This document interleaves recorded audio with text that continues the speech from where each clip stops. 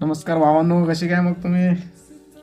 तुम्हाला एक सांगतो, जिंदगीमध्ये ना टाइम वेस्ट कसा करायचा हे तुम्ही माझ्याकडून शिका भाई. सेकंड शिप आहे. उठलो 9 वाजता, 10 साडे 10ला जेवण करून आलो. बसलो फोन बघत. 30% चार्जिंग होती, परत फोन चार्जिंग लावला. हातरून आवर्जून पडलो, थोडा वेळ परत झोपलो. परत चार्जिंग फुल झाली, परत आलो. परत फोन बघत बसला. आता वाजले आहे 2:30. टाईम झाला आहे सेकंड शिपला जायचा. घातले कपले आणि निघालो कामावर. आता परत रात्री 12 वाजता येणार.